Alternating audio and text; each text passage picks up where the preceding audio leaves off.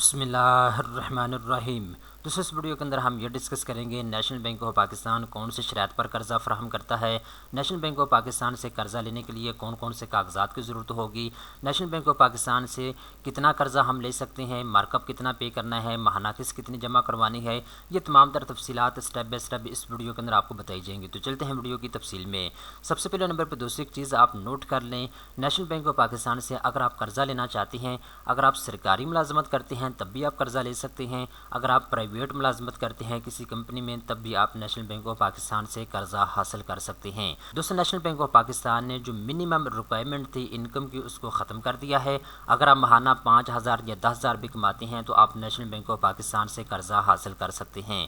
अब दोस्तों मेन चीज़ की तरफ आती है, नेशनल बैंक ऑफ पाकिस्तान कौन सी शराइत पर कर्ज़ा फराहम करता है और कितना कर्ज़ा फराहम करता है, इसकी तफसीलात हम डिस्कस कर लेते हैं।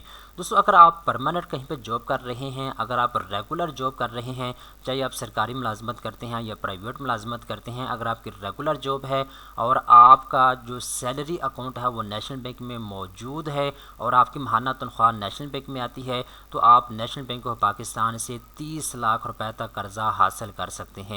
ये आपके ऊपर डिपेंड करता है, आप चाहें तो 1 लाख कर्ज़ा लें, चाहे आप 5 लाख लें, चाहे आप 15 लाख, मैक्सिमम आप 30 लाख रुपए तक कर्ज़ा ले सकते हैं। इसके बाद दोस्तों नेशनल बैंक ऑफ पाकिस्तान की जानिब से बताया गया है जितना भी कर्ज़ा आप लेंगे आप 4 साल के अंदर अंदर कर्ज़े को वापस करने के पाबंद होंगे। ठीक है, महाना किसके साथ आपने कर्ज़े को वापस करना होगा। इसके बाद दोस्तों एज रिक्वायरमेंट की बात करें तो अगर आप नेशनल बैंक से कर्ज़ा लेना चाहते हैं तो आपकी कम अज़ कम एज 18 साल होनी चाहिए और मैक्सिमम आपकी एज 59 ईयर तक होनी चाहिए। अब दोस्तों हम बात करते हैं, अगर आप कॉन्ट्रैक्ट बेस के ऊपर कहीं पे जॉब कर रहे हैं, कॉन्ट्रैक्ट बेस का मतलब ये होता है आप किसी सरकारी इदारे में या किसी प्राइवेट कंपनी में 1 साल के लिए मुलाजमत कर रहे हैं, 2 साल के लिए, ये फिक्स होता है कॉन्ट्रैक्ट के अंदर कि आपको बताया जाता है या आपको 1 साल के लिए मुलाजमत दी जा रही है या 5 साल के लिए दी जा रही है। अगर आप कहीं पर कॉन्ट्रैक्ट बेस के ऊपर जॉब करते हैं और आपका salary account national bank of Pakistan में मौजूद है, आपकी जो तनख्वाह है वो नेशनल बैंक ऑफ पाकिस्तान में आती है, तो आप नेशनल बैंक से कर्ज़ा ले सकते हैं। 20 लाख रुपए तक कर्ज़ा आपको मैक्सिमम मिल सकता है। मिनिमम आप 50,000 भी कर्ज़ा ले सकते हैं, 1 लाख भी, 2 लाख भी, 5 लाख भी, ये आपके ऊपर डिपेंड करता है। मैक्सिमम आप 20 लाख रुपए तक कर्ज़ा ले सकते हैं। इसके बाद दोस्तों जितना भी कर्ज़ा आप लेंगे आपने 4 साल के अंदर अंदर महाना किसके साथ कर्ज़े को वापस करना होगा। इसके बाद दोस्तों एज की बात करें तो मिनिमम आपकी एज 18 साल होनी चाहिए, मैक्सिमम आपकी एज 55 ईयर तक होनी चाहिए। ठीक है, अब दोस्तों ये तो मैंने आपको टर्म्स एंड कंडीशन बता दी हैं, कौन सी शराइत पर नेशनल बैंक कर्ज़ा फराहम करता है, ये तफसीलात मैंने आपको बता दी हैं। अब दोस्तों मेन चीज़ की तरफ आते हैं, जो आप दोस्तों की जानिब से मेरे पास क्वेश्चन भी आ रहे थे कि सर कौन से डॉक्यूमेंट्स की ज़रूरत होती है जब हम नेशनल बैंक ऑफ पाकिस्तान से कर्ज़ा लेते हैं। तो दोस्तों अगर आप नेशनल बैंक ऑफ पाकिस्तान से कर्ज़ा लेना चाहते हैं तो चंद एक डॉक्यूमेंट्स मैं आपको बता देता हूं।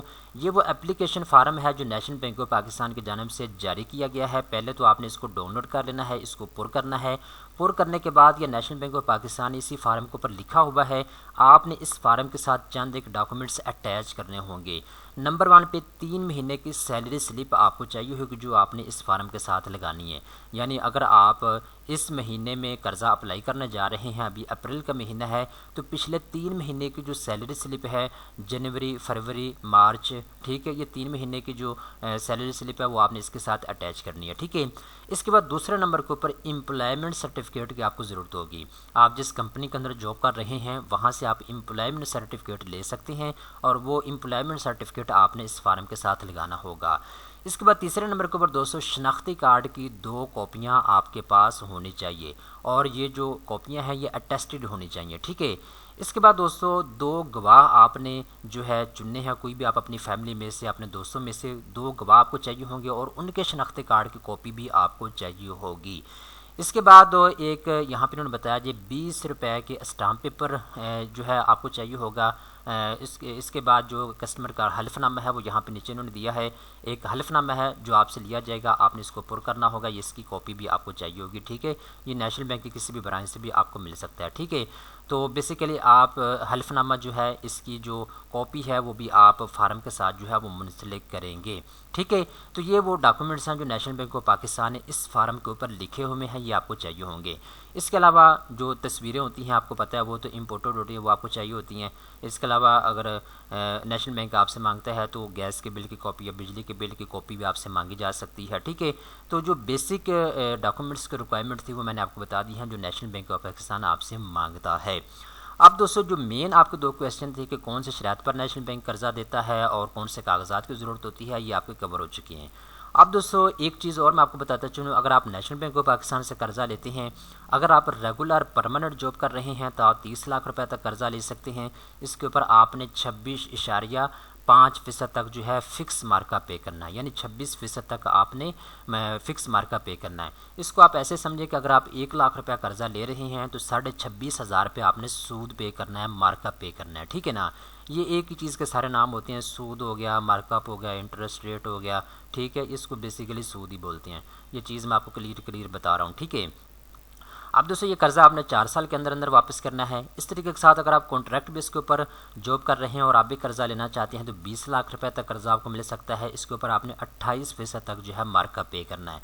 अगर आप फ़र्ज़ करें 1 लाख रुपया कर्जा ले रहे हैं तो 28,000 रुपया आपने सूद पे करना है। ये सालाना होता है, ठीक है, पर annum होता है।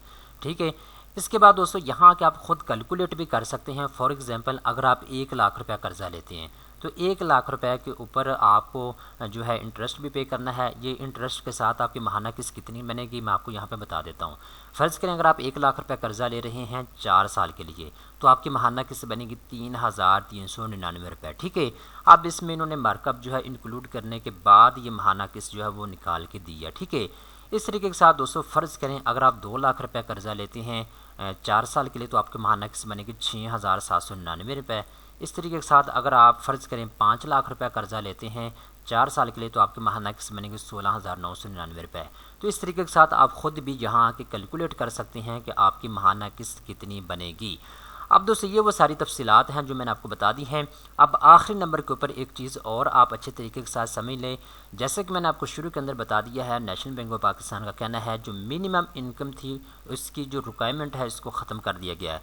पहले नेशनल बैंक ऑफ पाकिस्तान आपसे ये कहता था कि अगर आपकी माहाना तनख्वाह 20,000 रुपये तक है या इस तरह क्राइटेरिया सेट किया हुआ था 15,000 रुपये तक अगर आपकी माहाना तनख्वाह होती थी तो फिर आपको कर्जा मिलता था। ठीक है, अब जो 15-20 हज़ार वाले जो रिक्वायरमेंट है उसको ख़त्म कर दिया गया है। अगर आप सरकारी मुलाजमत करते हैं या प्राइवेट मुलाजमत करते हैं तो आप नेशनल बैंक ऑफ पाकिस्तान से कर्जा ले सकते हैं। कर्जा अप्लाई करने से पहले दोस्तों आपने एक चीज़ अपने ज़हन में रखनी है।